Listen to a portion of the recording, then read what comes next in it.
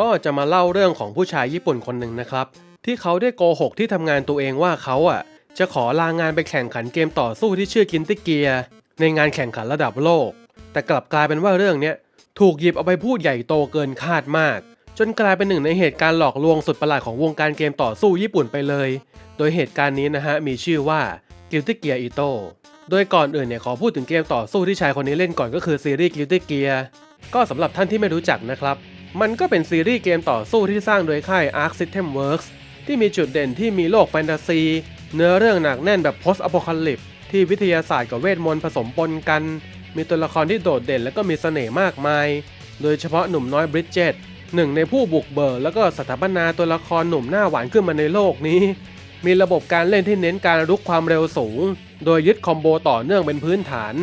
ดนตรีก็ยึดเป็นแนวล็อกเมทัลที่มีจังหวะเร็วๆเป็นหลักรวมถึงสไตล์งานอาร์ตก็มีเอกลักษณ์ที่แตกต่างจากเกมต่อสู้เกมอื่นๆทำให้ซีรีส์นี้นะครับถึงจะไม่แมสเท่าเกมต่อสู้ดังๆเกมอื่นนะแต่ก็มีแฟนพันธุ์แท้ที่คลั่งไคล้ซีรีส์นี้ทั่วโลกไม่น้อยเลยทีเดียว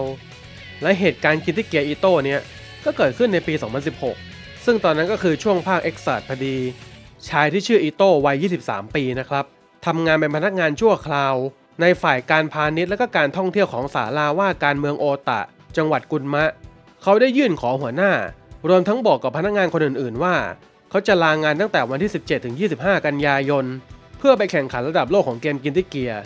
โดยรายละเอียดจริงๆเนี่ยเขาก็จะลางานวันที่ 20 แล้วก็ 21 แล้วก็ 23 รวมกันเป็น 3 วันเฉยๆแต่ช่วงก่อนแล้วก็หลังวันหยุดเนี่ยดันติดวันหยุดนักขัตฤกษ์พอดีพอรวมเสาร์อาทิตย์เนี่ยก็เลยกลายเป็นหยุดยาว 7 วันเต็มๆและตามที่เขาเล่านั้นน่ะเขาก็มีกำหนดจะไปลงแข่งขันรายการที่มีชื่อว่า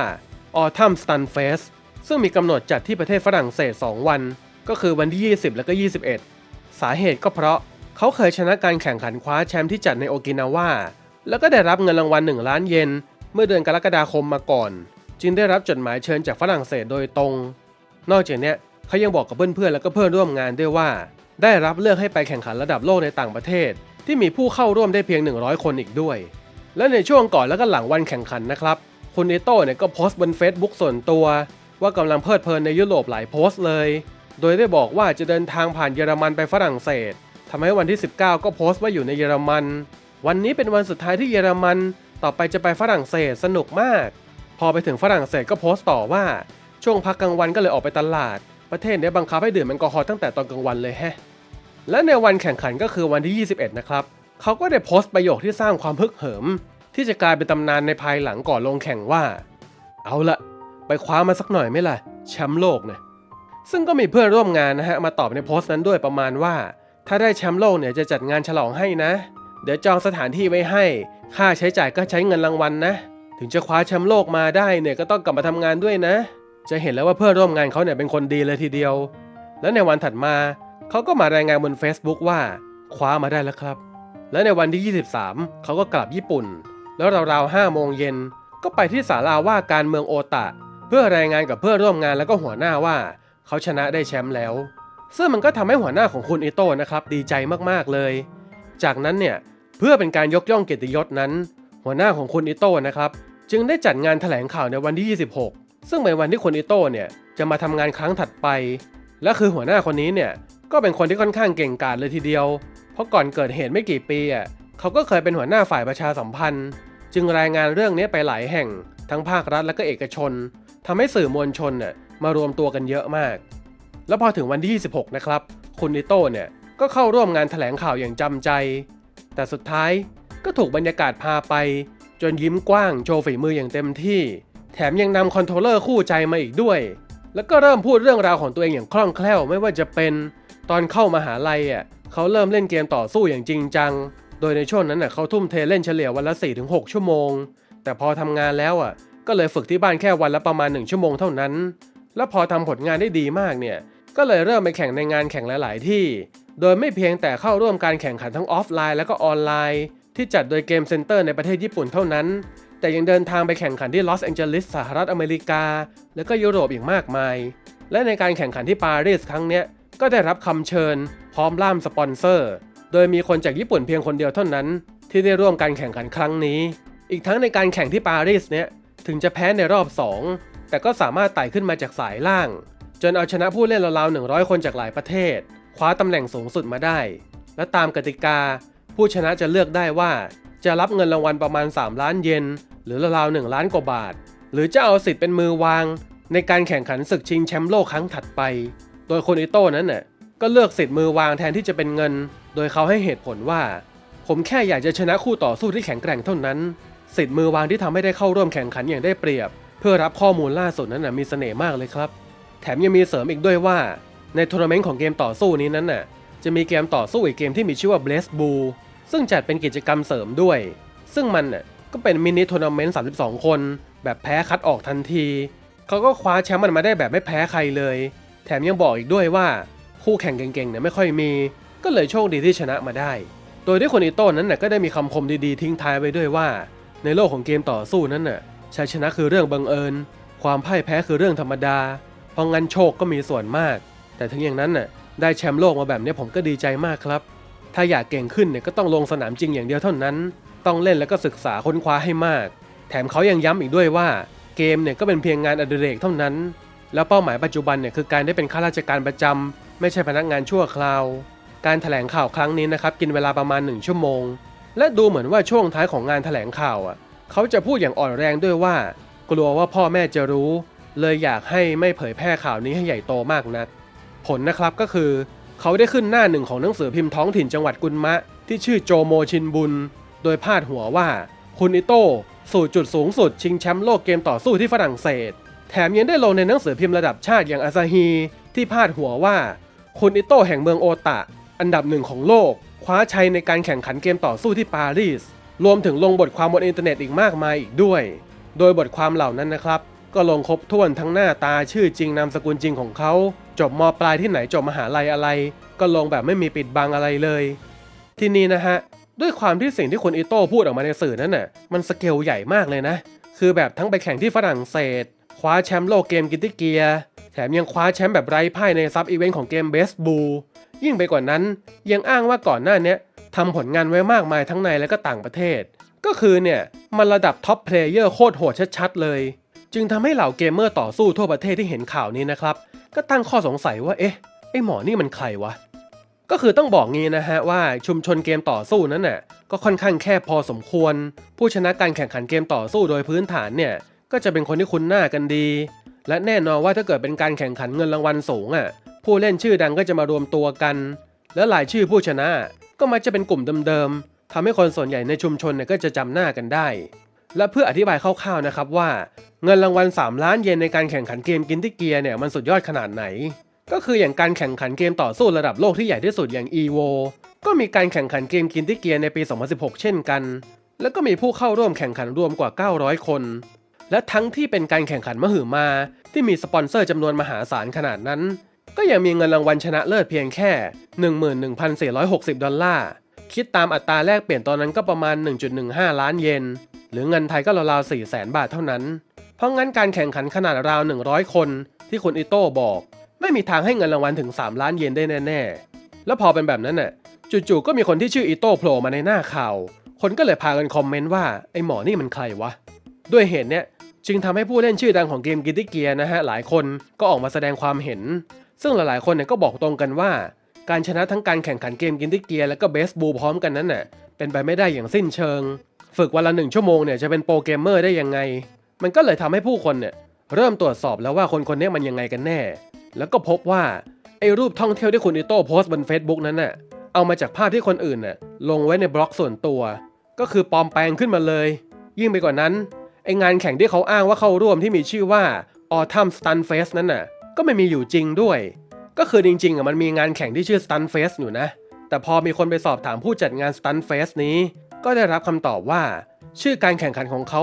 คือ Stunt Fest เฉยๆเท่านั้นแล้วถ้าเกิดมีเจ้าอื่นไปตั้งชื่องานแข่งคล้ายๆกันน่ะก็จะถือว่าผิดกฎหมายแถมงานเนี่ยยังจัดเฉพาะในเดือนพฤษภาคมเท่านั้นไม่ได้จัดในฤดูใบไม้ร่วงอีกทั้งผู้จัดงานก็ยังบอกด้วยว่าเขาไม่รู้จักผู้เข้าแข่งขันที่ชื่ออิโต้เลยและโดยปกติแล้วการแข่งขันที่มีเงินรางวัลก็มักจะมีการถ่ายทอดออนไลน์ทั้งหมดแต่การแข่งขันที่คุณอิโต้อ้างว่าเข้าร่วมนั้นไม่มีแม้แต่ร่องรอยว่าเคยมีการจัดขึ้นด้วยเหตุนี้แหละจึงทำให้ความแตกขนาดใหญ่เพราะถึงจะหลอกคนในที่ทำงานเล็กๆได้แต่หลอกสังคมวงกว้างไม่ได้ จึงทำให้ศาลาว่าการเมืองโอตะนะครับก็ได้รับโทรศัพท์เข้ามาสอบถามมากมายมากกว่า 20-30 สายว่าเฮ้ยทั้งหมดนี้มันยังไงกันแน่เรื่องโกหกงั้นเหรอแล้วพอหัวหน้าคุณอิโต้เห็นว่าสถานการณ์ร้ายแรงนะครับจึงได้เรียกตรวจสอบข้อเท็จจริงกับคุณอิโต้ในวันถัดมาและเขาก็สารภาพว่าเขาโกหกทั้งหมดเขาบอกว่าในวันแข่งขันเนี่ยเขาได้เข้าฝรั่งเศสผ่านเยอรมันแต่จริงๆแล้วเนี่ยเขาไม่ได้ไปเยอรมันหรือฝรั่งเศสเลยอยู่บ้านเล่นเกมเฉยๆแล้วก็เอารูปที่คนอื่นถ่ายมาแปะบน Facebook เพื่อปลอมแปลงยิ่งไปกว่านั้นน่ะตอนนั้นคุณอิโต้ยังไม่ได้ทำพาสปอร์ตเลยด้วยซ้ำจึงไม่สามารถออกนอกประเทศได้ตั้งแต่แรกเรื่องที่บอกว่าเคยชนะการแข่งขันที่โอกินาวาเนี่ยก็เป็นเรื่องโกหกแน่นอนเขาไม่เคยไปโอกินาวาด้วยซ้ำและจดหมายเชิญจากฝรั่งเศสก็ไม่มีอยู่จริงงาน Autumn Stan Fest เนี่ยก็แค่เอางานที่ชื่อ Stan Fest มาดัดแปลงเท่านั้นด้วยเหตุนี้นะครับฝ่าย HR ของเมืองโอตะจึงได้ระบุว่าจะพิจารณาบทลงโทษอย่างเคร่งครัดและผลตัดสินออกมาก็คือการกระทำที่ทำลายความน่าเชื่อถือไม่เหมาะสมต่อการเป็นเจ้าหน้าที่ทำให้คุณอิโต้เนี่ยซึ่งเป็นพนักงานชั่วคราวจึงถูกเลิกจ้างเมื่อวันที่ 30 กันยายนในปีเดียวกันในที่สุดและด้วยการที่คุณอิโต้นะฮะไปแพร่เรื่องโกหกลงหนังสือพิมพ์และก็ศาลาว่าการเมืองซึ่งถือว่าร้ายแรงมากทำให้ทางหนังสือพิมพ์ออกมาแก้ข่าวแล้วก็ขอโทษพร้อมยังบอกเลยว่าการตรวจสอบก่อนเผยแพร่ไม่เพียงพอนั้นเป็นความผิดพลาดที่ชัดเจนของการเป็นสื่อส่งผลให้ความน่าเชื่อถือของหนังสือพิมพ์เนี่ยเสียหายทางเราต้องกราบขออภัยอย่างสูงและเหตุการณ์นี้นะครับก็ถูกนำเสนอในข่าวหลายๆที่จนไม่กี่วันต่อมาก็ถูกรายงานอย่างกว้างขวางโดยเฉพาะรายการข้อมูลข่าวที่ชื่อโทคุดาเนะนั้นน่ะก็ได้ขุดลึกแล้วก็ไปสัมภาษณ์คุณเอเมริกเรนัลผู้จัดงาน Stunt Fest ว่ารู้สึกยังไงบ้างคุณเอเมริกก็บอกว่า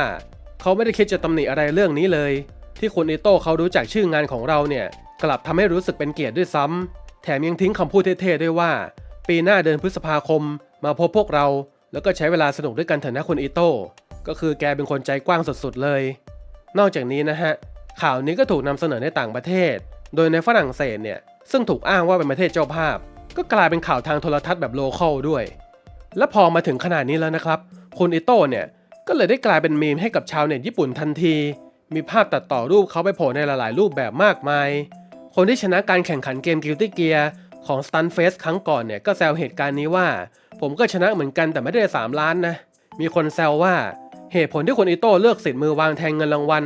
เพราะจริงๆเนี่ยไม่อยากจ่ายค่าจัดงานเลี้ยงที่มีเพื่อนร่วมงานมาโพสต์ใน Facebook นั้นหรือเปล่าและประโยคที่เขาเคยโพสต์ใน Facebook นะครับว่าเอาล่ะไปคว้ามาสักหน่อยไหมล่ะแชมป์โลกเนี่ย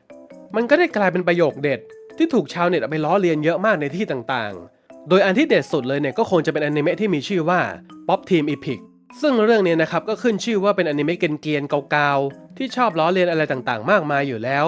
ซึ่งตัวเรื่องมันเองอ่ะก็เคยใส่มุกเกี่ยวกับเกมของ Guilty Gear มากมายอยู่แต่ในอนิเมะซีซั่นแรกตอนที่9นะครับจะมีฉากที่ป๊อปปุโกะกับปิปิมิเนี่ยสู้กันแบบเกม Guilty Gear แล้วตอนท้ายป๊อปปุโกะเนี่ยจะพูดประโยคเด็ดนั้นด้วยและทั้งหมดนั้นนะครับก็คือเรื่องราวของเหตุการณ์Guilty Gear Itoที่พอรู้เบื้องหลังแล้วเนี่ยก็แอบเห็นความจริงที่น่าเจ็บปวดหลายอันเลยนะก็คือถึงจะไม่รู้หรอกว่าทำไมเขาต้องโกหกขนาดนั้นบางทีมันอาจจะเป็นแค่ความคิดชั่ววูบแล้วก็แบบโกหกไปแล้วถอยกลับอะไรไม่ได้อีกแล้วอะไรประมาณนั้นซึ่งถ้าเกิดเขาหยุดแค่นั้นหรือพูดง่ายๆว่าแพ้ตกรอบเนี่ยเรื่องก็คงจบไปแล้วแต่ที่มันเรื่องบานปลายขนาดเนี้ยก็เพราะความหวังดีจากคนรอบข้างเลยก็คือสาเหตุที่หัวหน้าของคุณอิโต้ถึงขั้นจัดงานแถลงข่าวให้เนี่ยนะครับเหตุผลหลักเลยก็คือเขาเป็นห่วงคุณอิโต้ที่เป็นพนักงานชั่วคราวซึ่งเป็นสถานะงานที่ไม่มั่นคงและคุณอิโต้เองก็เคยพูดว่าเขาอยากจะเป็นข้าราชการประจำหัวหน้าเนี่ยเลยเปิดงานแถลงข่าวแล้วก็ให้ข้อมูลแก่บริษัทสื่อต่างๆที่เป็นสมาชิกสโมสรผู้สื่อข่าวเพื่อหวังว่าจะเพิ่มคะแนนประเมินบุคลากรให้กับคุณอิโต้ซึ่งจะเป็นผลดีกับเขาอีกทั้งว่ากันว่าคอมเมนต์ที่มาเม้นใน Facebook คุณอิโต้ทุกโพสต์เลยนั้นก็เป็นของหัวหน้าคนนี้นี่แหละก่อนที่คุณอิโต้บอกว่าจะเดินทางเขาก็ส่งข้อความมาอวยพรก็คือเห็นได้ชัดเลยว่าหัวหน้าคนนี้ใส่ใจคุณอิโต้ขนาดไหนตัวคุณอิโต้เองเนี่ยจากคำพูดของคนที่ทำงานก็บอกกันว่าทำงานดีเป็นคนจริงจังอ่อนโยนชอบเกมแล้วก็ยังรู้เรื่องคอมพิวเตอร์ดีเป็นหนุ่มที่ดีคนหนึ่งเลยแต่ความเป็นคนดีนี่แหละที่ยิ่งทำให้คำพูดของเขาเนี่ยดูน่าเชื่อถือและก็ไม่มีใครสงสัยและหลังเหตุการณ์ถูกเปิดโปงหัวหน้าเขาก็ให้สัมภาษณ์ด้วยสายตาเศร้าๆว่าทำไปเพราะเป็นห่วงเขาแต่ผมกลับดูเพียงรายงานของเจ้าตัวไม่มีการยืนยันหลักฐานให้ชัดเจนจึงทำให้รู้สึกเสียใจเป็นอย่างมากอีกทั้งเมืองโอตะเนี่ย ก็มีระบบต่อสัญญาพนักงานชั่วคราวอยู่ทุก6 เดือนอยู่แล้วและเดือนตุลาคมก็จะเป็นช่วงต่อสัญญาพอดีแน่นอนว่าหัวหน้าก็ได้ดำเนินการต่อสัญญาให้กับคุณอิโต้ตั้งแต่เดือนสิงหาคมแล้วแต่พอถูกพบว่าเป็นเท็จเนี่ยสัญญาก็เลยถูกยกเลิกเรียกว่าเป็นเหตุการณ์น่าเศร้าที่ไม่มีใครได้รับประโยชน์อะไรเลยในอินเทอร์เน็ตก็มีความเห็นมากมายเช่นเป็นโศกนาฏกรรมที่เกิดเพราะรอบตัวมีแต่คนดีหัวหน้าดีเกินไปจนกลายเป็นผลร้ายคดีที่ผู้เกี่ยวข้องเป็นคนดีหมดทุกคนหายากจริงๆมีสภาพแวดล้อมมนุษยสัมพันธ์ที่ดีขนาดนั้นทำไมต้องโกหกเรื่องไร้สาระด้วยนะก็คือเสียทั้งงานเสียทั้งความสัมพันธ์ดีๆเพราะคำโกหกไร้สาระเรื่องเดียวเลยถึงจะบอกว่าเป็นกรรมตามสนองก็เถอะแต่ก็เรียกว่าเป็นบทเรียนเรื่องโกหกที่ได้เรียนรู้กันเลยว่าสุดท้ายแล้วคำโกหกที่สะสมมานานจะตามมาทวงคืนในที่สุดอย่างแน่นอน